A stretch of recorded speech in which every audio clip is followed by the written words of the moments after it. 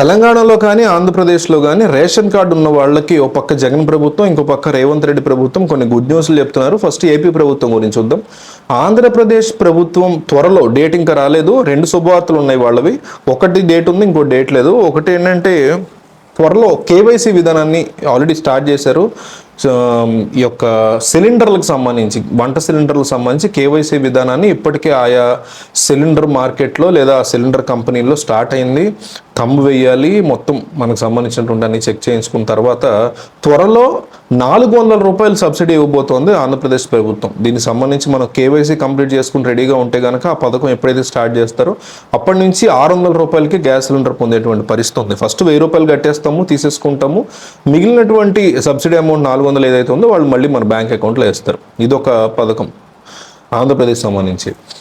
ఇక రెండోది ఏంటంటే ఇది మార్చి 1 నుంచి అమలు అవబోతోంది. రేషన్ కార్డు ఉండాలి ఈ రెండింటికి కూడా. ఈ పథకం ఏంటంటే 11 రూపాయలకే ఆంధ్రప్రదేశ్ ప్రభుత్వం రాగి పిండిని సర్వ్ చేయబోతోంది. ఈ యొక్క వెహికల్స్ వస్తాయి కదా మన ఇంటికి రేషన్ ఇవ్వడానికి, రేషన్కి సంబంధించిన దాంట్లో తెల్ల రేషన్ కార్డు ఉండే ప్రతి ఒక్కళ్ళకి 11 రూపాయలకే రాగి పిండిని ప్రభుత్వమే సప్లై చేసే దిశగా ఈ యొక్క కార్యక్రమాన్ని మార్చి 1 నుంచి స్టార్ట్ చేయబోతున్నారు. సో ఇది కూడా ఒక మంచి శుభవార్త.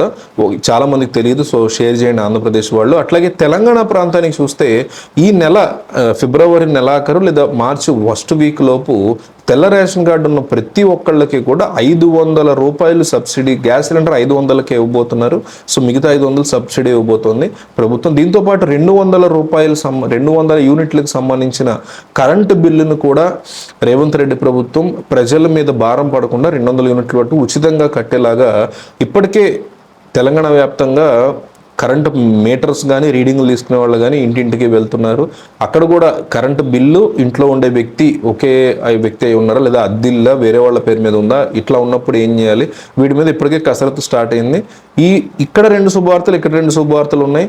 వీళ్ళందరికీ కూడా కామన్ ఏంటంటే తెల్ల రేషన్ కార్డు కంపల్సరీ ఉండాలి. మీకు తెల్ల రేషన్ కార్డు ఉండే అర్హత ఉండి ఇంకా ఇప్పుడు వరకు టెక్నికల్ ఇష్యూస్ వల్ల మీకు తెలియకో రాకపోయి ఉంటే వెంటనే మీ సేవా కేంద్రాలకు వెళ్ళి అప్లై చేసుకోండి. తెల్ల రేషన్ కార్డు ఉన్నప్పుడు డెఫినెట్లీ ఇవన్నీ మీకు హెల్ప్ఫుల్ అవుతాయి.